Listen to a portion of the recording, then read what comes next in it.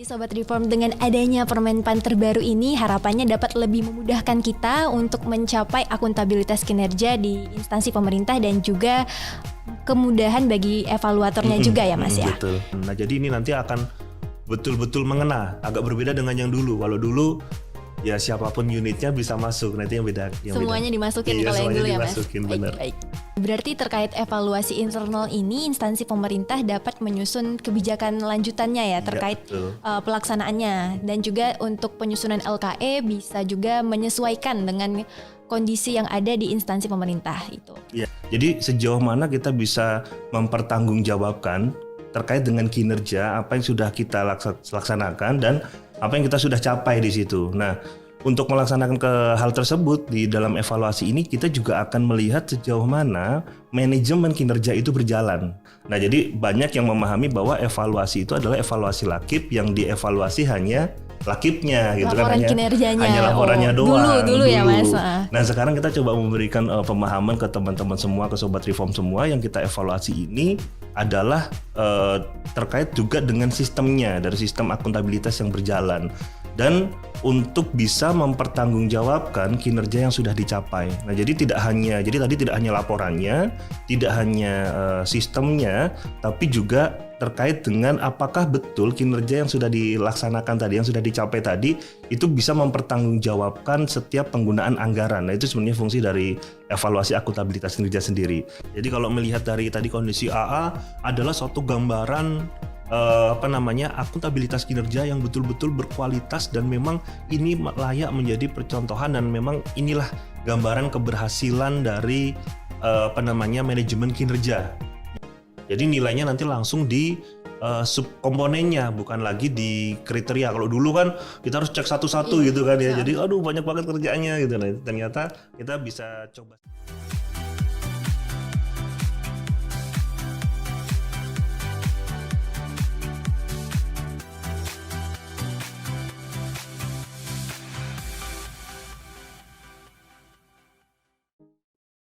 Halo Sobat Reform, selamat datang di Podcast Disko, diskusi dan komunikasi online bersama RB Kunwas episode 3. Nah, kembali lagi bersama saya Dila yang akan memandu kegiatan podcast ini sampai akhir acara. Nah, di episode 3 kali ini, sesuai janji pada episode sebelumnya, kita akan kembali mengupas tuntas tentang Permenpan terbaru. Nah, kali ini kita akan membahas Permenpan nomor 88 tahun 2021 tentang evaluasi akuntabilitas kinerja instansi pemerintah, atau mungkin kita lebih sering mendengar dengan istilah evaluasi AKIP. Nah, untuk membahas Permenpan tersebut, hari ini kita sudah kedatangan tamu yang pastinya sudah tidak asing lagi oleh Sobat Reform, yang pasti sudah pernah melihat wajah Masnya ini sudah senyum-senyum. Marilah kita sapa bersama Mas Canggih Hangga Wicaksono. Selamat siang Mas. Halo Dila, ya selamat siang. Dari senyumnya sudah sumringah sekali untuk menyampaikan penjelasan tentang evaluasi AKIP ini lebih dalam lagi. Nah, bicara tentang Permenpan terbaru ini, Sobat Reform pasti sudah tidak asing lagi tentang evaluasi AKIP, di mana evaluasi AKIP sudah dituangkan sebelumnya pada Permenpan nomor 12 tahun 2015. Nah, Mas Canggih, dengan adanya Permenpan terbaru ini, mungkin bisa dijelaskan sedikit mengapa kita melakukan perubahan terhadap evaluasi AKIP ini? Mungkin bisa dijelaskan Mas lebih ringkasnya seperti apa? Ya, sebenarnya Permenpan 12 udah cukup lama ya, karena udah dari 2015, dan kalau kita melihat kondisi saat ini artinya sudah 6 tahun lebih Permenpan RB itu ada. Mungkin saya perlu sampaikan dulu kepada teman-teman sekalian bahwa kenapa kita harus melakukan evaluasi AKIP nih. Jadi dengan kita melakukan evaluasi AKIP ini, sebenarnya ada beberapa harapan yang ingin kita bisa tangkap dari pelaksanaan evaluasi.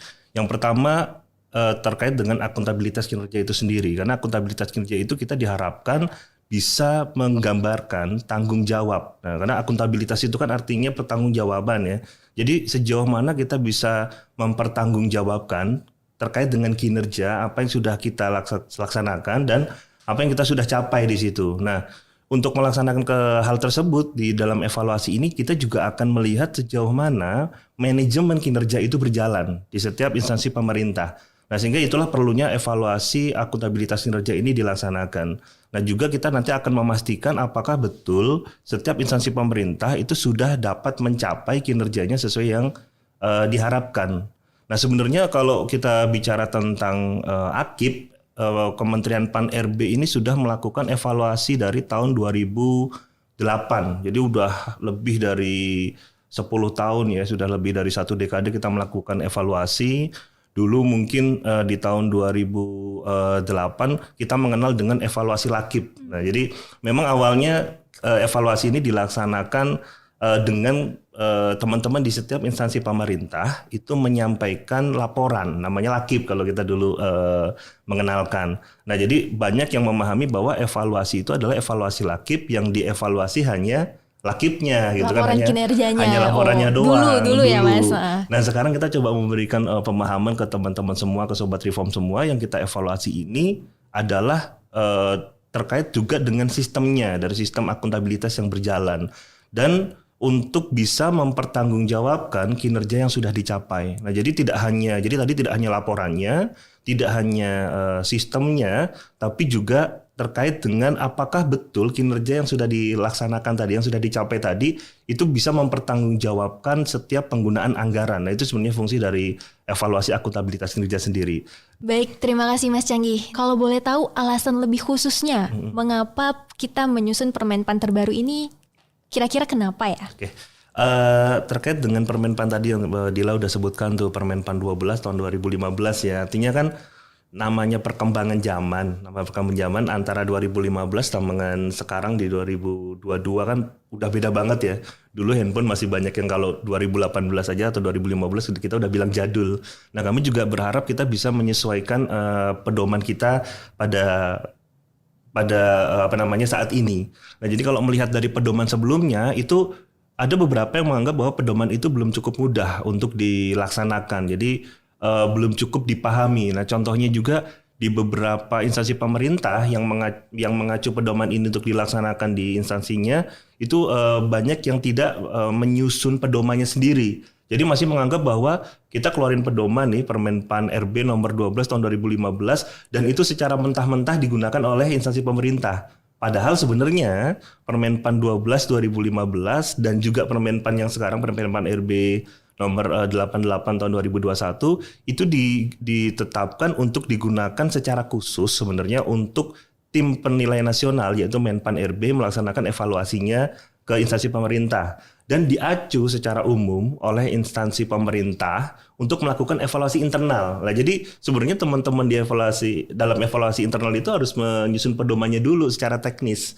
karena ada beberapa pertanyaan yang nanti tidak bisa diambil secara langsung dari pedoman ini.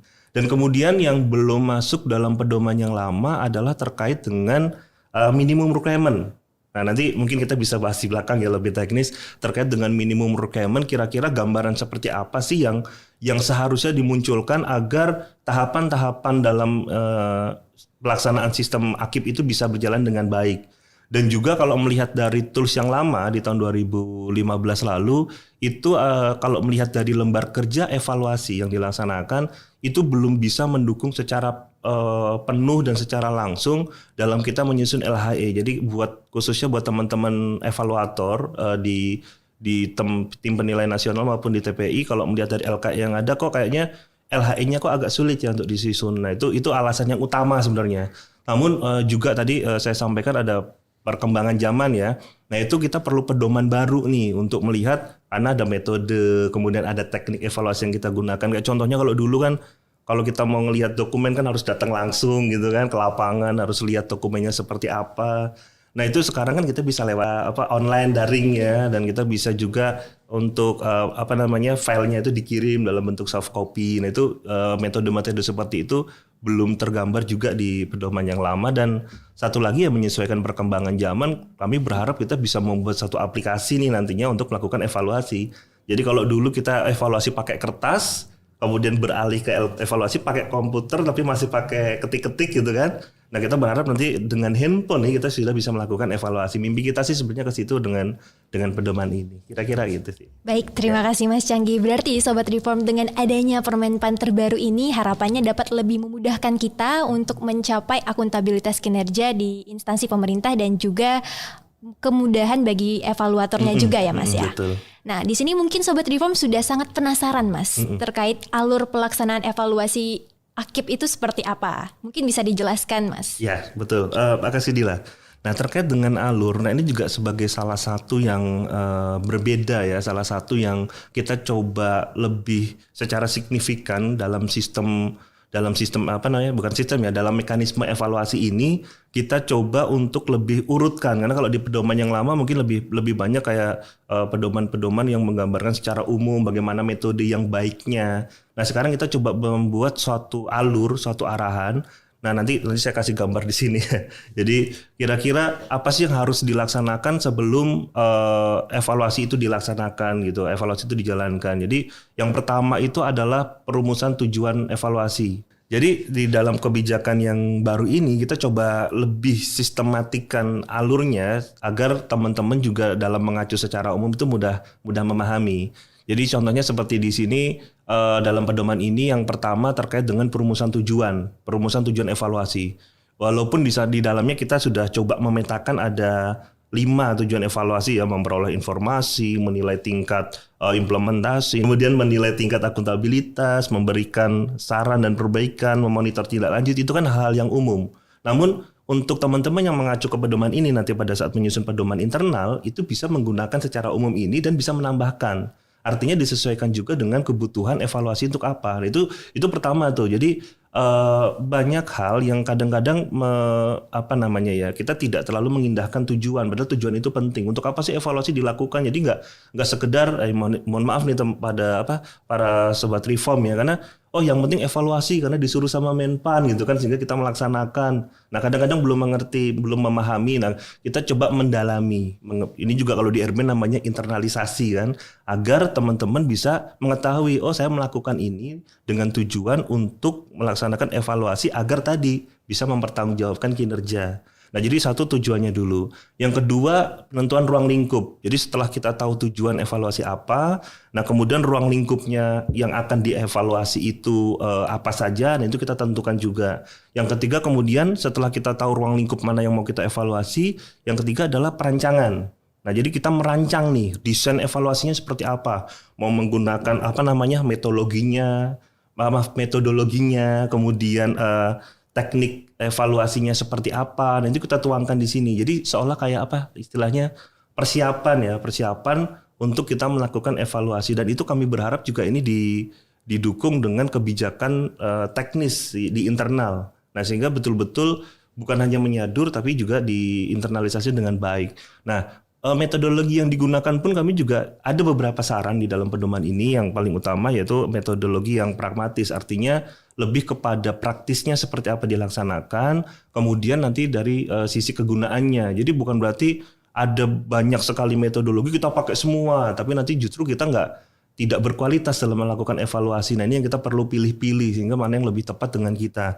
Kemudian juga dalam penyesuaian sumber daya yang dimiliki, instrumen yang digunakan, nah itu perlu diatur. Kemudian yang keempat terkait dengan alur evaluasi ya, tadi sistematikanya ya, mekanismenya seperti apa. Nah, yang kami sarankan adalah mekanisme dalam evaluasi ini ada 2. Yang pertama itu adalah bagaimana kita menyiapkan atau kami sebut dengan pra-evaluasi.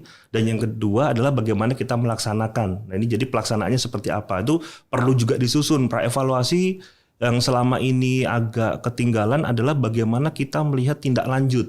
Jadi kan evaluasi ini kan nggak cuma sekali dong. Karena kan ini apalagi kalau di Menpan udah dari 2008. Nah itu tindak lanjut terhadap evaluasi ini berjalan seperti apa.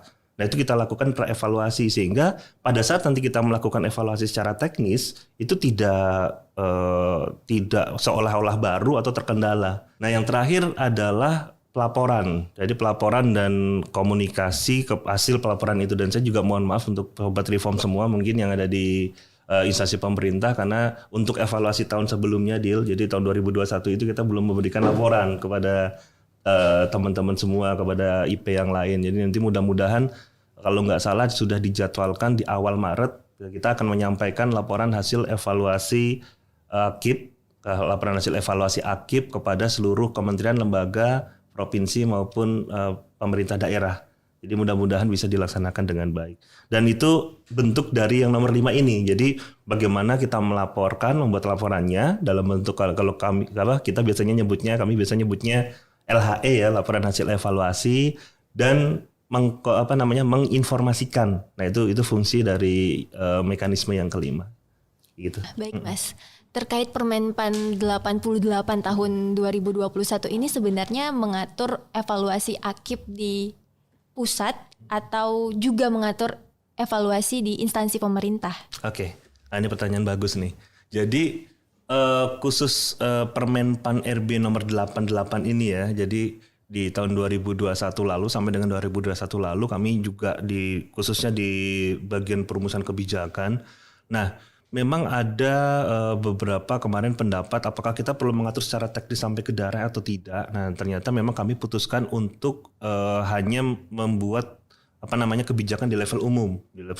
Jadi memang kebijakan ini Permenpan 88 ini secara khusus itu akan digunakan oleh tim penilai nasional. Jadi oleh TPN yaitu Menpan RB yang mungkin kalau di dalam peraturannya sendiri sih di dalam peraturannya sendiri sih ini memang bisa dibantu. Jadi Menpan RB itu sebagai evaluator tim penilai nasional itu bisa dibantu oleh kementerian atau lembaga lain, bisa dibantu oleh pemerintah daerah untuk melakukan evaluasi kepada instansi pemerintah yang lain. Seperti contohnya kalau kementerian lembaga nih kita nanti akan dievaluasi juga oleh kementerian lembaga lain, misalkan apakah dari BPK atau dari BPKP untuk melakukan evaluasi ke instansi yang lain termasuk ke pemerintah daerah. Begitu juga seperti dulu kami pernah meminta bantuan juga kepada pemerintah provinsi untuk melakukan evaluasi AKIP nasional ke pemerintah kabupaten kota di bawahnya, itu pernah dilaksanakan.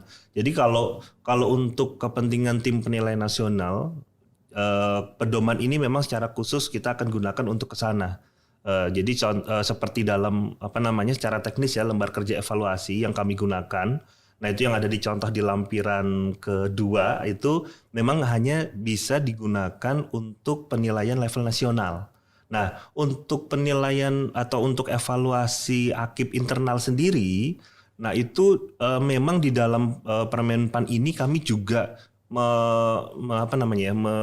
mengeluarkan suatu statement bahwa setiap pimpinan instansi pemerintah atau kepala daerah itu melakukan evaluasi AKIP di lingkungannya masing-masing setiap tahun. Nah dengan kebijakan masing-masing, ya jadi tanda kutipnya kan dengan kebijakan masing-masing yang mengacu pada peraturan Menteri Pan RB nomor 88 tahun 2022.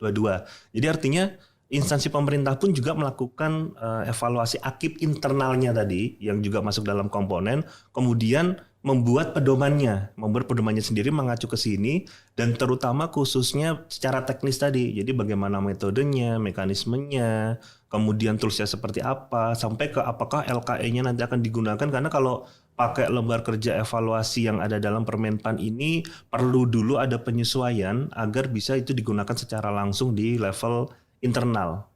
Nah itu sih kira-kira. Baik, terima kasih Mas Canggi. Berarti terkait evaluasi internal ini instansi pemerintah dapat menyusun kebijakan lanjutannya ya terkait pelaksanaannya, dan juga untuk penyusunan LKE bisa juga menyesuaikan dengan kondisi yang ada di instansi pemerintah itu. Ya, tujuan dari evaluasi internal ini adalah perbaikan manajemen kinerja dan peningkatan akuntabilitas kinerja khususnya dalam mencapai target kinerja yang telah ditetapkan secara berkelanjutan. Jadi memang peran besar dari Menpan RB untuk melihat apakah seluruh instansi pemerintah tadi dapat mempertanggungjawabkan kinerjanya. Nah, kemudian diberikanlah kewenangan tadi kepada masing-masing instansi pemerintah untuk juga melihat di instansi pemerintahnya masing-masing. Nah, gitu sih kira-kira Dila. Baik. Terima kasih Mas Canggi, sudah sangat jelas sekali. Pertanyaan Sobat Reform pasti sudah terjawab dengan jelas. Selanjutnya nih Mas, kita beralih ke topik yang lain, masih bicara tentang evaluasi AKIP. Nah, selanjutnya ialah kita penasaran juga nih Mas tentang interpretasi dari predikat AKIP. Apakah ada perbedaan dari Permenpan sebelumnya? Mungkin bisa dijelaskan kepada Sobat Reform yang sedang penasaran ini Mas, silahkan. Terkait dengan interpretasi memang ada penegasan sih bahasanya, mungkin kalau bahasa saya penegasan, karena di sebelumnya untuk interpretasi yang apa namanya predikat akib ya, dulu ada predikat akib itu ada yang tertinggi adalah AA, kemudian di bawahnya AA itu ada A, kemudian BB, B, kemudian CC, kemudian D, dan itu kan panjang banget ya. Jadi kok banyak banget sih predikat yang diberikan. Kalau kayak opini keuangan kan sedikit, hanya WTP, kemudian WDP, kemudian tidak wajar, itu kan mungkin apa namanya jenjangnya tidak terlalu banyak. Nah, kami mencoba untuk memperjelas sebenarnya. Yang dulu pun sebenarnya sudah terlihat sebenarnya perbedaan antara yang A dengan yang B misalkan itu apa. Nah, tapi di sini kami mencoba memasukkan yang selama ini kami kenalkan dalam setiap evaluasi dan sosialisasi dengan istilah minimum requirement. Nah, jadi sebenarnya ini juga satu gambaran nanti buat teman-teman, buat sobat reform semua ya. Jadi kalau misalkan kita coba cek nih di pemerintah daerah kita, oh sekarang predikat kita tuh untuk sakitnya atau untuk akuntabilitas kinerja kita itu adalah CC. Nah, berarti CC itu gambarannya seperti apa? Nah, ini contohnya kalau apa namanya di CC ini terdapat gambaran bahwa akuntabilitas kinerja cukup baik nih gambarannya. Jadi namun demikian masih perlu banyak perbaikan walaupun tidak mendasar. Artinya yang bagus mungkin baru di level instansinya. Jadi kalau misalkan tadi kabupaten kota ya, yang bagus tuh baru di kabupatennya doang. Maksudnya di pemerintah, di organisasi besarnya. Bagaimana dengan unit-unitnya, di perangkat daerahnya, di dinas-dinasnya itu belum terlihat baik dalam saat dinilai dengan evaluasi akib ini. Nah, berbeda dengan B. Nah, sehingga saat kita ada di CC dan kita mau ke B, apa yang harus diupayakan? Nah, itu bisa dilihat di situ dalam interpretasi itu. Jadi bisa nggak kalau misalkan Mas, kami ini CC nih, tapi kami mau A. Nah, silakan. Dari kami tidak ada apa namanya permasalahan. Mungkin agak berbeda dengan ZI kemarin ya. Jadi kalau mau menuju WBBM kan harus menuju WBK dulu nih. Jadi ada tahapannya. Tapi kalau untuk akib sendiri itu predikatnya bisa saja dari CC lanjut ke A, langsung lompat ke A. Kok bisa begitu? Itu interpretasinya sudah kami coba tuangkan. Nah, kalau di A itu artinya terdapat gambaran bahwa instansi pemerintah dan juga unit kerjanya sebenarnya dapat memimpin perubahan dan dalam mewujudkan pemerintahan berorientasi hasil, berkinerja tinggi dan memuaskan, loh banyak banget tuh kan, serta sangat akuntabel pada seluruh unit kerja karena pengukuran kinerja telah dilakukan sampai ke level eselon 4 atau pengawas ya, sekarang kan nggak ada lagi eselon 4, sampai ke level subkoordinator. Artinya sampai ke level unit yang kecil itu gambaran manajemen kinerjanya sudah bagus. Jadi bisa mempertanggungjawabkan tidak hanya di level instansinya saja, tidak di level pemerintah kabupatennya saja. Jadi hanya mungkin biro-bironya gitu tidak, bagian-bagiannya tidak, tapi sampai sampai dengan perangkat daerahnya itu memahami dengan betul. Kalau A berarti harus semuanya. Kalau CC belum. Jadi sebenarnya memang lebih gampang CC, lebih enak. Ya kan, karena nggak harus ngapa-ngapain, tapi nilai kita jelek gitu. Karena itu potret gambaran ya. Dan interpretasi ini memberikan gambaran yang betul-betul ya, harapan kami itu menggambarkan kondisi yang sebenarnya. Itu. Siap Mas Canggih, berarti dengan adanya interpretasi predikat yang terbaru ini, instansi pemerintah punya gambaran nih. Apa yang harus kita kembangkan lagi untuk mencapai predikat yang lebih tinggi gitu. Nah, selanjutnya nih, kita sudah membahas tentang predikat. Selanjutnya yang juga menjadi pertanyaan dari para sobat reform ialah tentang penyusunan LKE. Nah, pada Permenpan terbaru ini ada pembagian unit kerja sampling yang dibagi menjadi 3 klaster. Nah, mungkin bisa dijelaskan lebih lanjut nih Mas, unit kerja 3 klaster ini tuh maksudnya apa? Ya, terkait dengan mungkin kalau di sini lebih ke pemerintah daerah kali ya yang kemarin kami contohkan. Jadi kami mencoba membagi dalam evaluasi akib ini, karena kan dalam penilaiannya sendiri itu ada penilaian untuk pusat atau untuk instansi bahasa kami, dan ada penilaian untuk unit kerja. Nah, penilaian untuk instansi clear ya, bahwa memang di level instansi apakah memang sudah bagus atau tidak kita bisa lihat dari kondisi di instansinya, berarti mungkin di level pimpinan tertingginya. Nah, pimpinan tertinggi ini akan didukung oleh anak buahnya tentunya ya, oleh jenjang pimpinan di level madya atau pertama. Nah untuk di level menengah ini apakah sudah bagus atau belum? Kalau dulu kita nilai dulu sekali mungkin ya yang tadi evaluasinya masih lakip tuh, itu hanya menggambarkan kondisi di instansinya saja.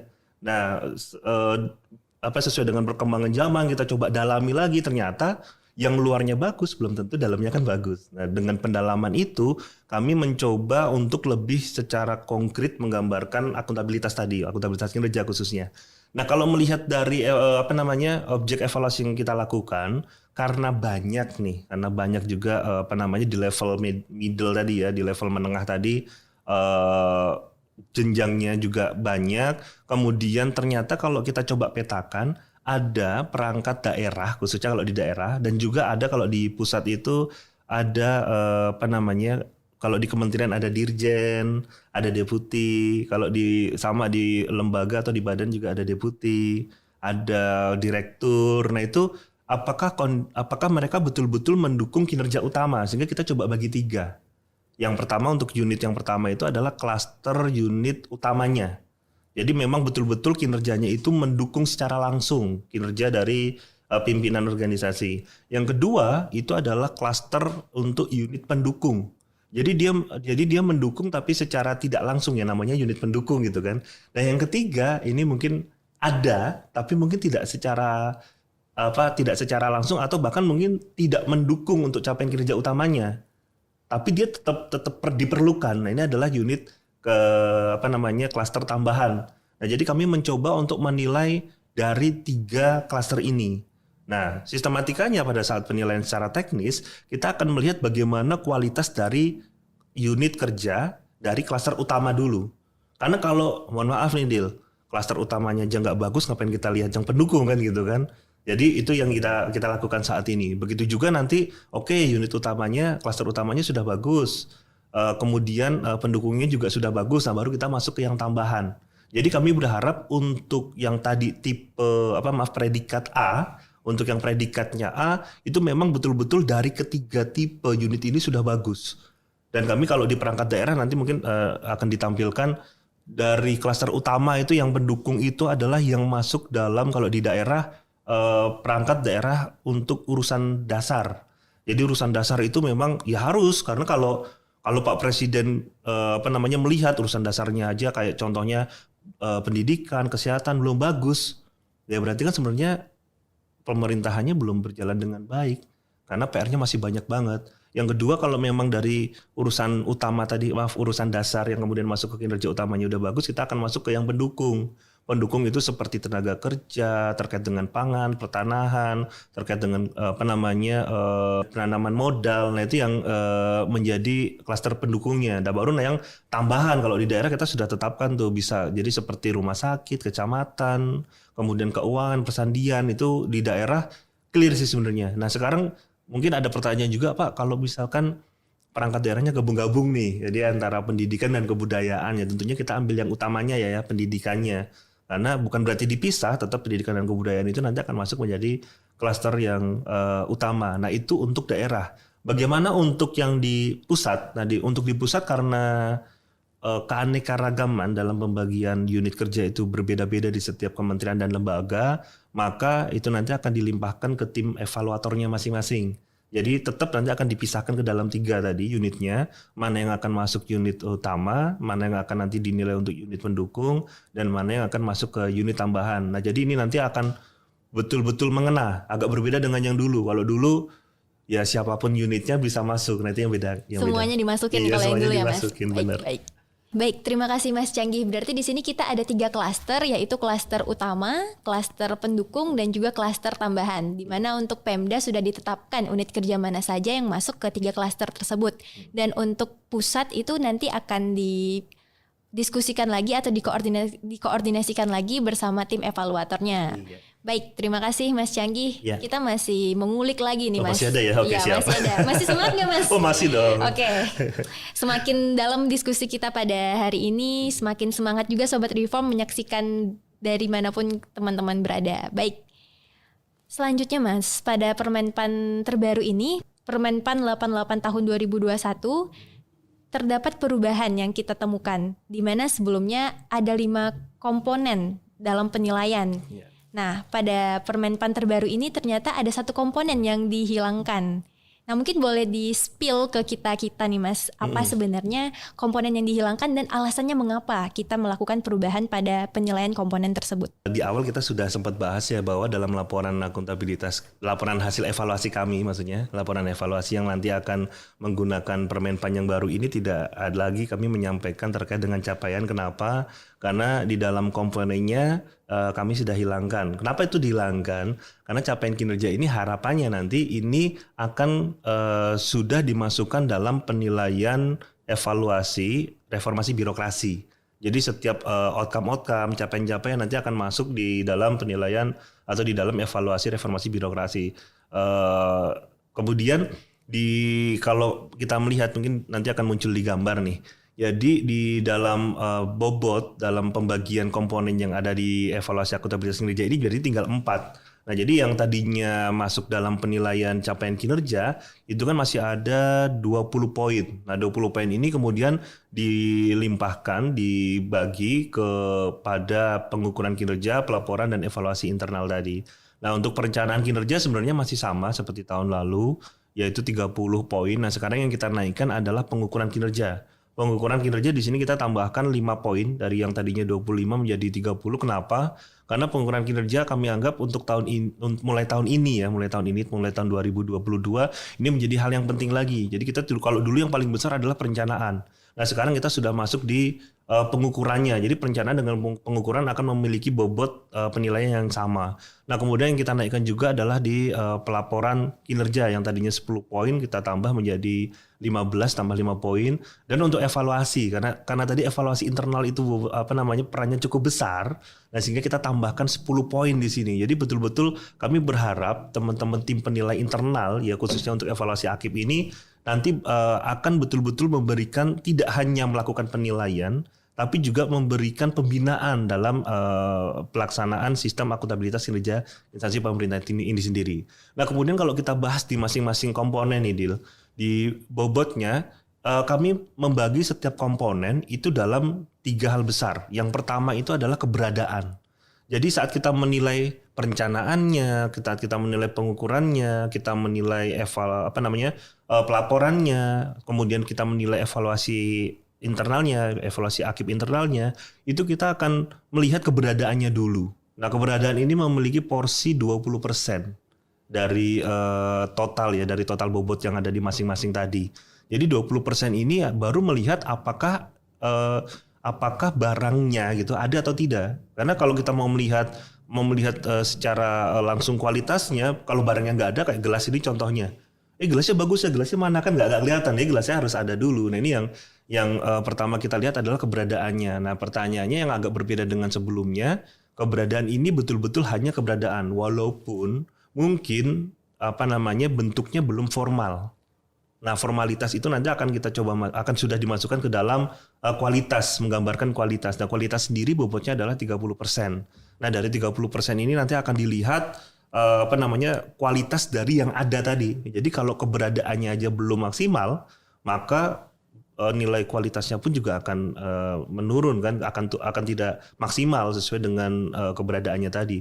Dan yang terakhir adalah pemanfaatan. Nah pemanfaatan ini memiliki bobot yang paling besar yaitu 50%, di mana di mana dalam pemanfaatan ini juga nanti akan melihat pada kualitas dan keberadaannya tadi. Jadi ini memang secara nyambung ya. Jadi nyambung dari yang tadinya adanya dulu, kemudian adanya berkualitas dan barang itu nanti dimanfaatkan atau tidak. Sistem tadi dimanfaatkan atau tidak. Itu sih kira-kira. Baik, terima kasih Mas Canggih. Penjelasannya sangat lengkap sekali Sobat Reform. Berarti di Permenpan terbaru kita memiliki 4 komponen, diantaranya perencanaan kinerja, pengukuran kinerja, pelaporan kinerja, dan juga evaluasi AKIP internal.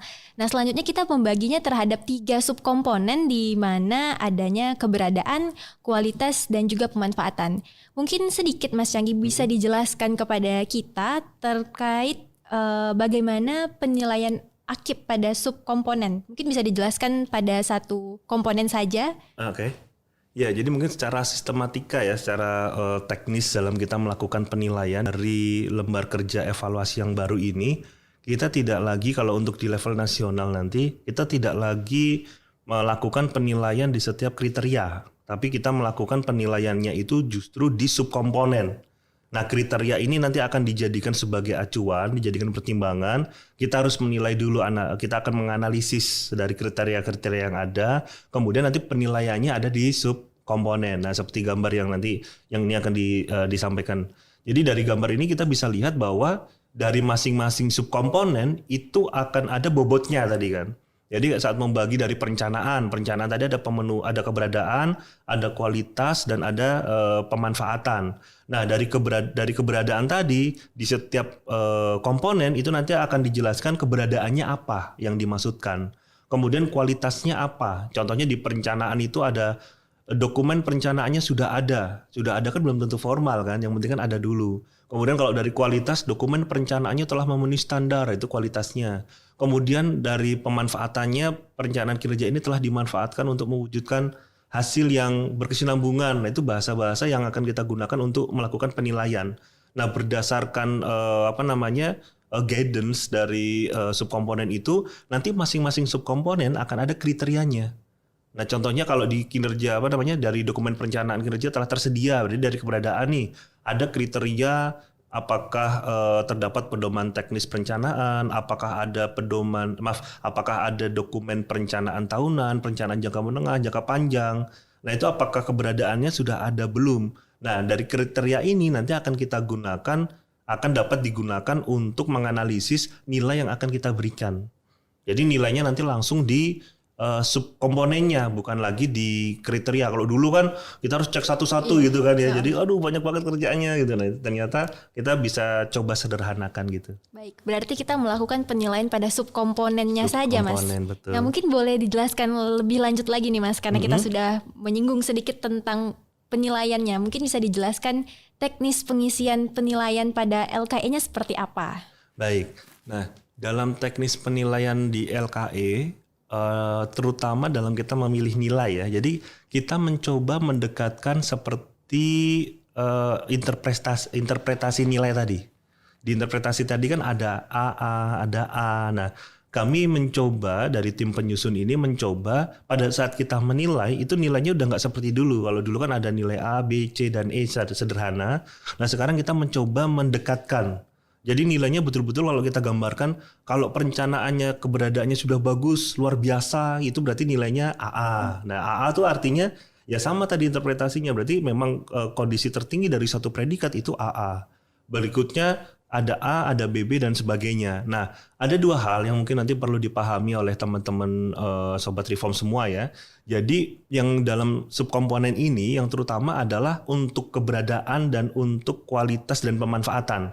Untuk keberadaan sendiri itu nanti untuk AA kita hanya melihat kan keberadaannya doang kan, apakah sudah semuanya ada. Tapi untuk AA, untuk kualitas tertinggi itu nanti akan dilihat berdasarkan apakah memang ini sudah ada sebelum-sebelumnya.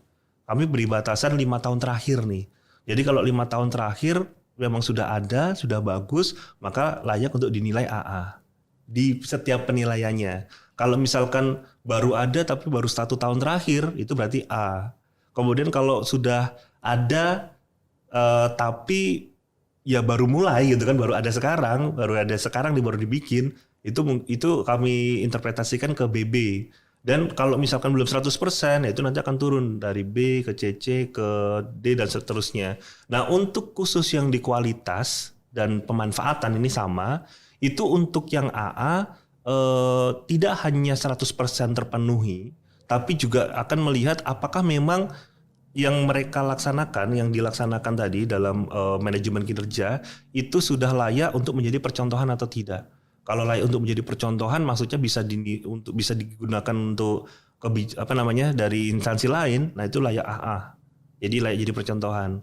Kalau yang memang sudah ada tapi ya baru bisa dihargai, ya udah bagus nih. Tapi ya di tempat lain udah ada gitu kan, itu nilainya A. Nah, sedangkan untuk yang kualitas dan pemanfaatannya ya baru aja, ini memang standarnya memang seperti ini. Di tempat lain ada yang lebih bagus, tapi ini sudah optimal. Nah, itu kita nilai BB. Optimalnya gimana ya? Tadi terpenuhi semuanya. Dan kalau misalkan belum sampai 100% ya berarti akan reduksi terus nilainya, akan menurun. Jadi sesuai dengan kondisi. Nah, harapan kami dengan penilaian ini dan tidak lagi tadi di kriteria, tapi penilaiannya langsung di dalam subkomponen. Subkomponen hanya melihat apakah kriterianya terpenuhi atau tidak. Nah ini yang nanti akan harapannya benar-benar menggambarkan kondisi yang sebenarnya gitu.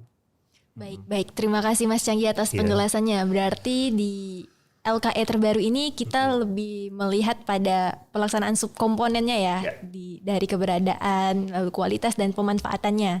Nah, terkait Permenpan terbaru ini Mas, apakah dengan adanya Permenpan baru tentang evaluasi AKIP ini, nilai AKIP untuk instansi pemerintah pada tahun 2021 ini menggunakan Permenpan yang lama atau terkoreksi berdasarkan adanya Permenpan terbaru ini?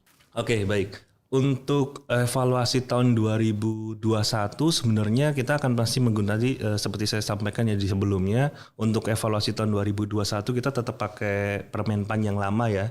Karena kami masih ingin membandingkan. Jadi untuk untuk evaluasi tahun 2021 itu kita masih akan membandingkan antara evaluasi 2021 dengan evaluasi sebelumnya. Masih bisa dibandingkan. Jadi karena kita masih menggunakan tools yang lama nih. Nah kalau untuk evaluasi nanti ke depan, jadi yang menggunakan Permenpan ini, jadi maksud saya Permenpan ini, pedoman ini belum digunakan untuk evaluasi tahun 2021 karena sudah selesai yang kemarin. Tinggal kita sedang finalisasi kan. Nah untuk yang ke depan nanti baru kita akan menggunakan Permenpan 88 tahun 2021 ini. Jadi kalau terkait dengan koreksi saya rasa karena kita tidak menggunakan kan, jadi kita masih menggunakan tools yang lama. Pertanyaan terakhir Mas, yang paling penting dengan adanya Permenpan terbaru ini sebenarnya perbedaan apa yang ditemukan terkait penyusunan LKE yang ada ini? Oke, saya coba untuk menggambarkan ya, nanti kita coba tampilkan sesuai dengan tampilan di layar ini. Lembar kerja evaluasi khususnya, tadi kan sudah bobotnya juga sudah berbeda, kemudian komponennya juga berbeda. Nah sehingga untuk evaluasi nanti tahun 2022 berarti evaluasi yang kita laksanakan tahun ini, baru kita akan menggunakan tools ini, baru kita akan menggunakan pedoman yang sekarang. Nah di dalam hasilnya nanti tentunya kita tidak bisa membandingkan nih, karena komponennya berbeda. Kalau tadinya di LHE yang lama kita mengeluarkan 5 komponen, nah sekarang di LHE yang baru nanti ke depan itu hanya 4 komponen. Nah, jadi kemungkinan untuk LHE-nya nanti kita tidak akan membandingkan per komponen hasil evaluasi dari tahun 2002 dengan 2021. Nah, khusus untuk LKE-nya sendiri sebenarnya kenapa dalam LKE ini perlu ada pengembangan. Jadi yang pertama LKE yang lama ini dianggap belum kondisional. Karena kan lama banget ya tadi ya, tahun 2015 itu udah 6 tahun yang lalu.